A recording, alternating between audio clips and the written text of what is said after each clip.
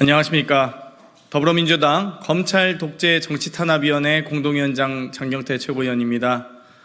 정말 오늘 이 조작 수사의 끝판왕, 또 이 조작 수사의 끝으로 여러 가지 아쉬운 부분이 있는데요.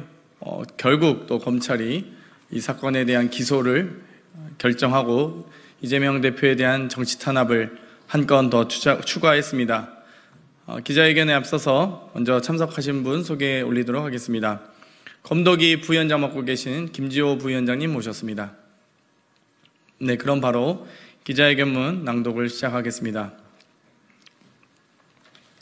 없는 죄를 만들기 위한 검찰의 조직적 회유 실체를 반드시 밝히겠습니다. 쌍방울 대북송금 사건을 수사하는 검찰이 없는 죄를 만들기 위해 진술을 회유한 의혹을 뒷받침하는 관계자의 증언과 쌍방울 내부자의 폭로가 언론을 통해 드러났습니다.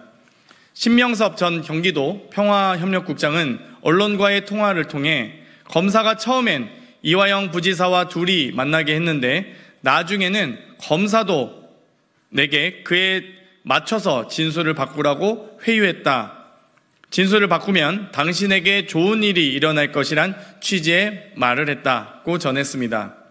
신 전 국장은 자신이 구치소에서 적은 문건 3장을 제시하며 검찰 주선으로 이화영 전 부지사를 면담한 날짜를 6월 18일, 6월 21일, 7월 17일, 그리고 6월 18일 이전에 한두 차례 더 있었다고 특정하며 진술 회유에 관한 상세한 정황을 밝혔습니다.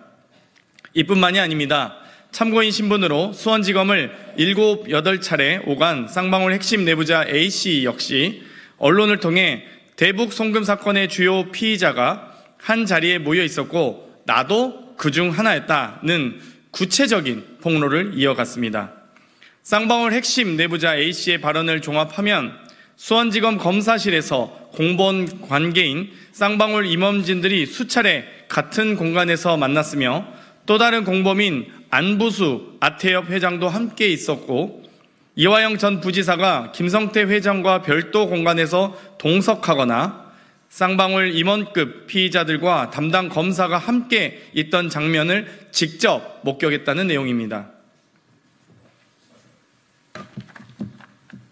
또한 A씨는 수원지검 검사실의 배치 구조를 설명하면서 교도관들이 진술 세미나가 벌어진 현장을 정확히 목격했지만 이를 제지하거나 항의하지 않았다며 교도관들이 영상 녹화 조사실 복도에 있는 벤치형 의자에 앉아 있었고 여기서 유리창을 통해 영상 녹화 조사실 안쪽을 볼 수 있었지만 대화 내용까지는 들을 수 없었다고 전했고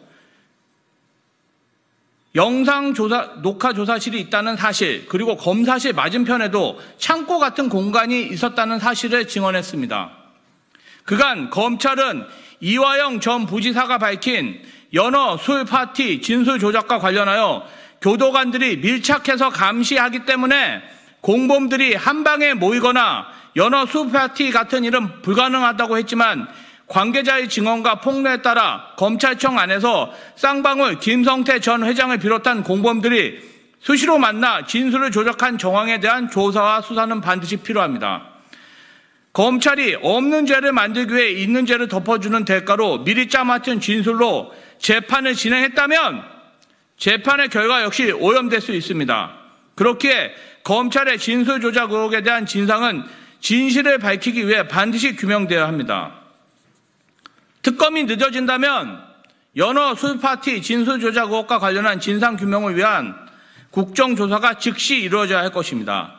지금까지 관련 수사를 담당했던 홍승욱 신봉수 수원지검장, 김영일 2차장 검사, 김영남 형사 6부장 부장검사, 박상용 검사부터 현재 수사를 맡고 있는 김유철 검사장, 안병수 2차장 검사, 서현욱 부장검사, 송민경 부부장검사까지 관련된 모든 검사들과 담당 교도관 및 관련자들에 대한 증인 채택 및 관련된 자료의 국회 제출을 통해 진실을 밝혀내야 할 것입니다.